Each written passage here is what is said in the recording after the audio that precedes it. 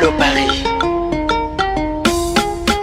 Andrea, la mère suprême, Andrew de Paris, elle a frappé.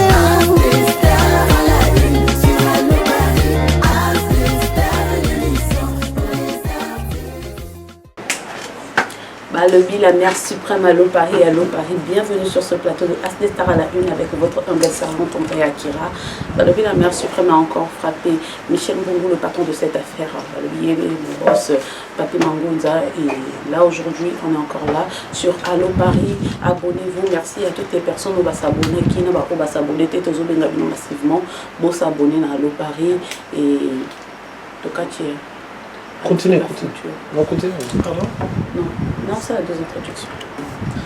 Bienvenue sur ce plateau de As des Stars à la une avec votre humble servante Andrea Akira. Balobi Boetoza bien chez Papi Mangounza. Balobi Africa Future TV. Balobi on est maramode solo maramode bien zalaka. Les autres voyants belabino. Leader Robino ne se voyait pas comme Lacoste. Bonjour Lacoste. Bonjour madame. Bonjour. Oui, qui tout continue. C'est jour et les gars bien. Ouais, c'est jour et les gars bien. Donc déjà une semaine là. Qui pour nous avoir je vais ma Papi Mangounza. D'accord. À part ça, donc on est toujours là, donc au rythme de combattre avec un abus corps. Tout ça. Et bonne santé quand même, on va combattre avec tout ce qui vient de se passer. Oui, donc pas la peur. Donc maman, donc quand on est toujours salarié, on va priver condamné. Puisqu'il y a un salaire encore pour l'indiquer comme je t'ai pas fait bisous. Tout à l'heure, il y a un toujours dans l'Afrique. D'accord, Lacoste. Lacoste, est-ce que les gens peuvent retenir? Parce que s'il vous plaît, la gamme, la suite c'est quoi? C'était quoi ma carrière? S'il vous plaît, la gamme, c'était le début de Didier Lacoste. D'accord. Donc, au début, il y a carrière musicale. Après, il y avait Adolphe Dominguez. On était du même quartier. C'est lui qui m'a amené à Wenge Maison Mère. Et ton entrée à Wenge Maison Mère? Ouais, c'était pas facile. Hein? Comme on était à côté d'Adolphe, bango baza na moko bazwa na bango ye na Ouera na Didier Massela. Donc comme moi j'étais à côté d'Adolphe, j'étais avec Célélo, moi bah quand ils ont raté. Quel a été les hauts et les bas, les plus forts? C'était trop dur. C'était très dur. Et ouais, les bas les plus forts, aussi les lois, ça leur n'a pas ici. Au mon fan du Bolobino, je suis passé par là. Oui, ma soeur, donc, tellement la carrière en haut a facilité, dès que ça n'a pas passé. Donc j'ai été chassé du groupe des fois. Donc ça, on a souhaité mon balinga à la bango. Bah, tu t'es jamais posé la question pourquoi balinga à côté? Non, mon bon balinga n'a pas boyemba. C'est ça. C'est pas bien la batunia sur les boyemba. Bon, ils allaient à Bongo, ceux qui nous moi meilleur, excusez, et bien moi jalousie quoi, c'est ça le problème. Attends, il m'a dit ça, nous bien au monde là, tout le monde là, tout le monde qui est trop avant les capés et ben ça. Pourquoi ce choix là, il y a besoin à maison mère après avoir babina na kilo mais le binon, non zonga kaka. Pourquoi tu avais fait ce choix là? C'est qu'on a mis ça dans la carrière. C'est comme si on était à Messi, soit on est à Barcelone. Il s'est levé à Pasit, à ta danger, à ta bête à danger. Donc c'était comme moi. Nous avons dit bon, mais c'est vrai qu'on a la place à bien. T'es sûr? Moi je suis sûr, puisque le groupe Nabiso, bon, par rapport à l'élo, surtout tout le monde c'était le meilleur groupe en Afrique. Donc on peut dire le meilleur de Wenge Music Anatole Anna, le Didier Lacoste. Il est là sur ce plateau de As des Stars à la une avec Andrea Akira, le PDG Michel Mbongo, Makamongo, Awande Bissika, Makamwe Bandi, le Bioziri Sakobo. Donc comme ça là, Didier Lacoste, qu'est-ce que tu as rapporté au sein de Maison Mère? Oui, c'est moi qui c'est moi vraiment on a rapporté vraiment les maisons mères sur les autres qui ne ont pas que moi idée n'angai. Ma voix en virgule et puis ma voix donc même à Tatouza pour sur la coste yembe ba kiwana la coste. Et ça rappelle moi quelque chose la katia bon. D'accord. Et na makambo wana ningo ma voix na yo, ma voix virgule c'est ça, je suis pas musicienne. C'est comme ça l'ambiance de Allô Paris. Belle voix et ça rappelle musique congolaise bien. Belle voix le lopé musique africaine ba te belé ba comme oyemba. Donc belle voix oyo et ça rappelle bien na bato batala biso na baparler bayoka biso, c'est ça. Est-ce que être leader c'est facile ou c'est difficile pour toi? Bon, être leader, c'est un problème. Mais il faut avoir l'argent, il faut que tu sois assis, il faut avoir des papiers, aux en contact, donc c'est ça, c'est pas facile. Qu'est-ce que tu appelles être assis? Être assis comme tu me vois ici, je suis assis. Ouais, c'est le sonnet sur ton phone. Assis, l'esprit et puis des pieds sur terre. Donc, on a la possibilité de foutre habillé, na ya koto na mona yo, on a la possibilité de zonger Kisasa, on a la possibilité aux États-Unis, on a la possibilité de nourrir les jeunes talents pour aller dans l'activité, on a la possibilité de foutre les journalistes, on a la possibilité de faire la disque puisque je dis il n'y a pas de tomate pour du temps. D'accord. C'est pas facile. Je dis la cause aujourd'hui, de l'oka boloma bolome beta. Pour bêta, pour ça, on a dit sur tout le cabinet. On mettre ma sœur. Oui, on m'a peiné bêta et bêta peiné carton. Ça, on l'avoue. Moi, je l'avoue. André qui avoue ça, la mère s'est avoué. Oui, on m'a bêta peiné. Mais. Bêta, on met ça là bon. Le silence, on peut écouter notre compagnie. Tout ce silence-là, on m'a bêti et cartonné. Et cartonnatil et l'eau. Après. Un silence total, on est au côté dans le cimetière. Qu'est-ce qui se passe? La musique, c'est pas ça. La musique, c'est ça. Toi, il y a des boulots, il y a des salam. Na wota la ninga te so bazo sala mingi. On est à la naïe.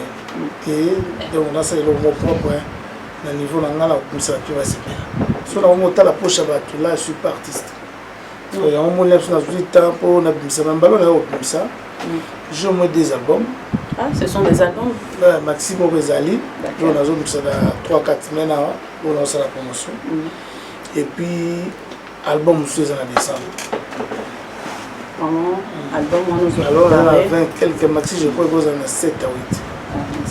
Bon, single, les en a 7 à 8. Et toi, bientôt là, donc là, on va faire les affiches. Nous en a Papi Mangunza. Donc, je travaille avec lui maintenant. Par moment, le projet, on est dans l'amour.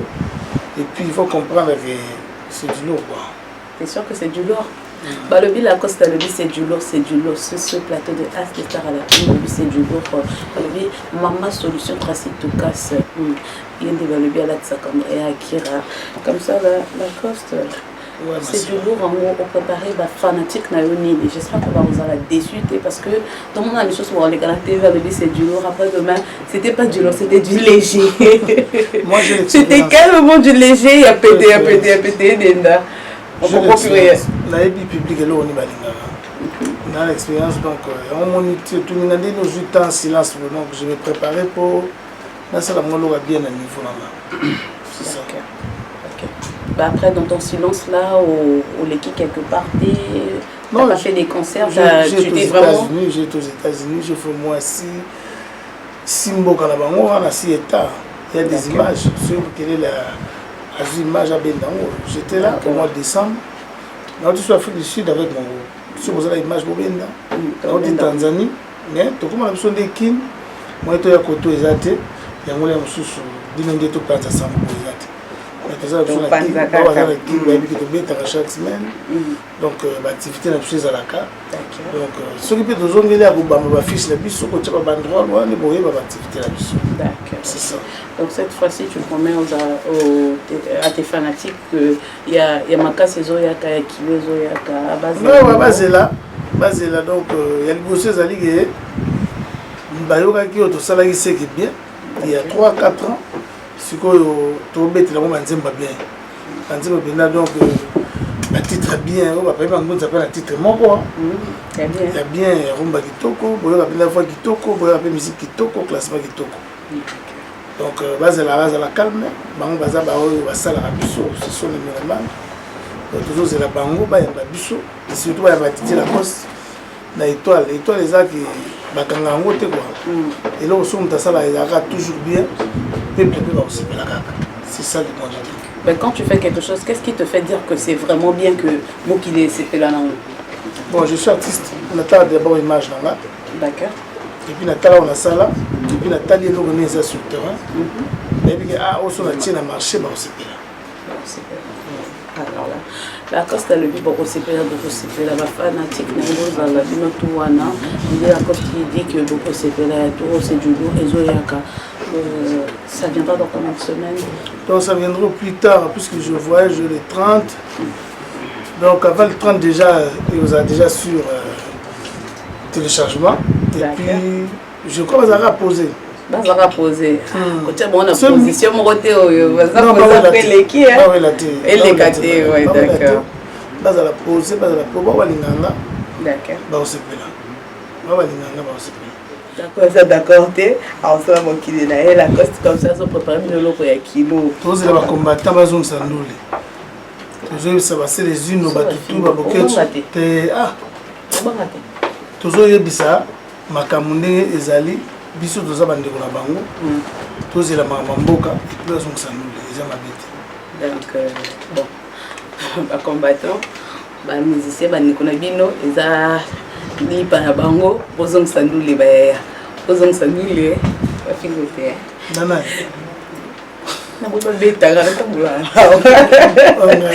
C'était comme ça l'ambiance dans le Paris.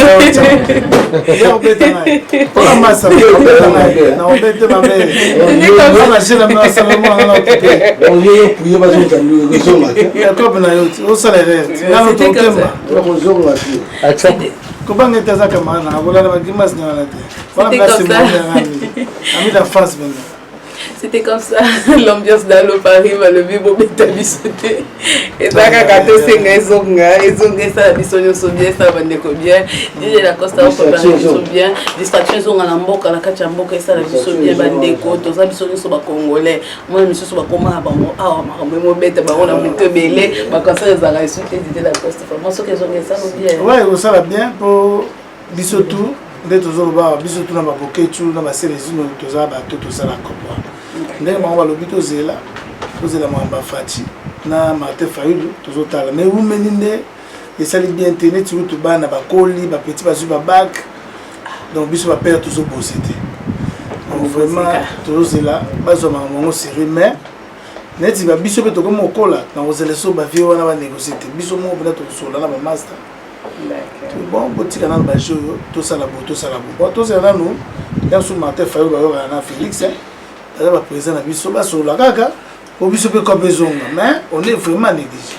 D'accord, ok, j'espère que lundi la bandako yaya abozong sandoulé. On vous demande juste ça, distraction zonga la kati ya la communauté na biso congolaise. Donc c'était comme ça sur ce plateau de As des Stars. Tu repètes un concert moko na village Setemba.